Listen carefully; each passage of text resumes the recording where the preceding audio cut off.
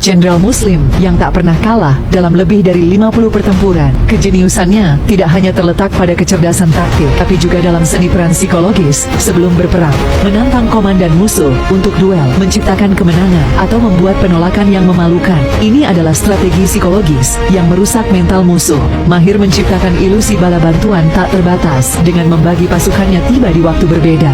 Selain itu, dia memberikan motivasi mendalam pada pasukannya, menjadikan mereka pejuang yang tak terkalahkan. Ia berkata bahwa perang hanya satu-satunya jalan jika musuh menolak menyerah, menghadapkan mereka pada orang-orang yang mencintai kematian sebanyak yang mereka cintai hidup. Seorang pahlawan yang tak terlupakan dalam sejarah Islam. Dialah Khalid bin Walid. Tokoh Muslim pembangun Dome of the Rock, lahir di Madinah pada tahun 646 Masehi. Sebagai seorang pahlawan Islam yang tak tertandingi, sejak kecil ia menapaki jalan Islam, tumbuh sebagai pribadi saleh, zuhud, dan berilmu. Berani menghadapi tantangan, ia turut berperang melawan Kekaisaran Romawi Timur dan memberantas pemberontakan di wilayah Islam. Saat usia 39 tahun, memegang tampuk kekuasaan sebagai khalifah kelima dinasti Umayyah. Dengan kebijaksanaannya, ia berhasil menyatukan seluruh kekhalifahan di bawah Panji Umayyah, menjadikan Syria sebagai pusat kekuasaan. Sebagai khalifah yang cerdas, dialah pencetak dinar emas pertama kali dan menjadikan bahasa Arab sebagai bahasa resmi.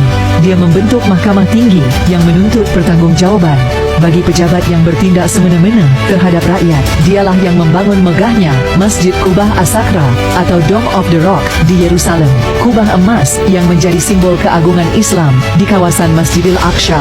Dialah Abdul Malik bin Marwan. Hingga makanan surga dikirim untuk Bani Israel, kurang apa lagi?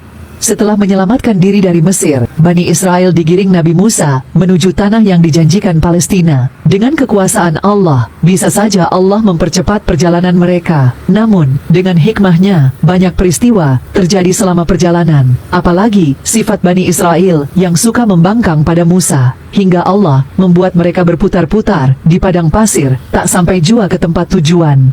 Meski diganjar berpuluh tahun tak jua sampai ke Palestina, Bani Israel masih saja mendapat rahmat Allah Subhanahu wa Ta'ala, yaitu mengutus awan untuk menaungi mereka. Alhasil, mereka tak pernah merasakan panas terik mentari, meski di padang pasir yang menyengat sekalipun. Untuk minum, Allah Subhanahu wa Ta'ala memberi mukjizat kepada Nabi Musa dengan memukulkan tongkatnya ke sebuah batu, hingga mengalirlah 12 mata air, yaitu sesuai dengan jumlah kabilah kaumnya. Dengan rahmat Allah tersebut, Bani Israel hidup tenang di sebuah kawasan di padang Saharati. Satu lagi rahmat Allah, yaitu manna dan salwa, untuk memenuhi kebutuhan pangan Bani Israel. Manna merupakan makanan yang rasanya amat lezat, nan manis layaknya madu, warnanya pun putih cantik layaknya salju.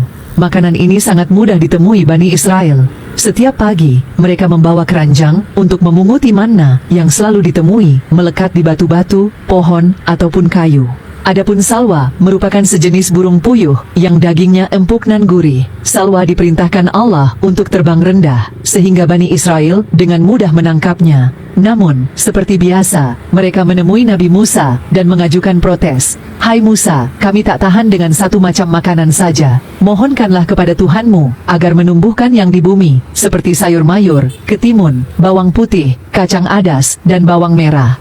Dengan menahan amarah, Nabi Musa menyindir, "Maukah kamu mengambil sesuatu yang rendah sebagai pengganti yang lebih baik? Pergilah kamu ke suatu kota, pasti kamu memperoleh apa yang kamu minta." Bani Israel tetap saja pergi ke kota. Mereka meninggalkan manna dan salwa demi memilih aneka kacang dan sayur tanpa daging, di mana itu menjadi makanan mereka saat menjadi budak. Justru makanan favorit mereka mengandung zat yang membahayakan saraf, tak baik untuk pencernaan, berbahaya bagi sistem ekskresi, mengentalkan darah, dan lain sebagainya.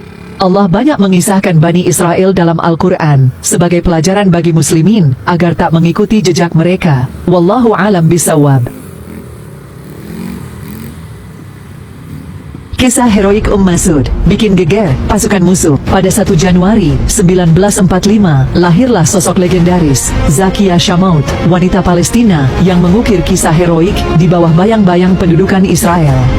Zakia atau Masud bukan hanya istri dari pejuang Mahmud, melainkan sosok yang memimpin operasi komando paling berani.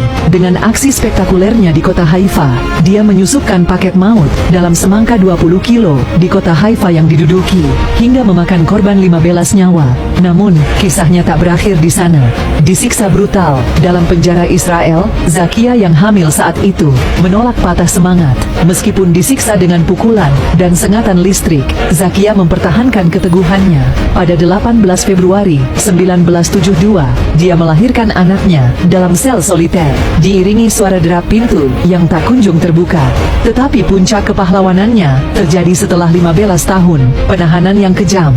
Zakia dibebaskan pada tahun 1983, tetapi kisahnya belum berakhir. Deportasi ke Aljazair menjadi babak baru dari perjuangannya. Dalam setiap langkah, Zakia Shamot membuktikan bahwa keberanian tidak mengenal batas. Kisah heroiknya menantang takdir dan menimbulkan pertanyaan, apa yang membuat wanita ini terus berdiri di tengah badai? Zakia, pahlawan yang misterius, mengajarkan kita bahwa perlawanan bukan hanya tentang fisik, tapi juga keteguhan hati. Pahlawan wanita yang tak tergoyahkan, menatap tantangan dengan mata penuh keberanian.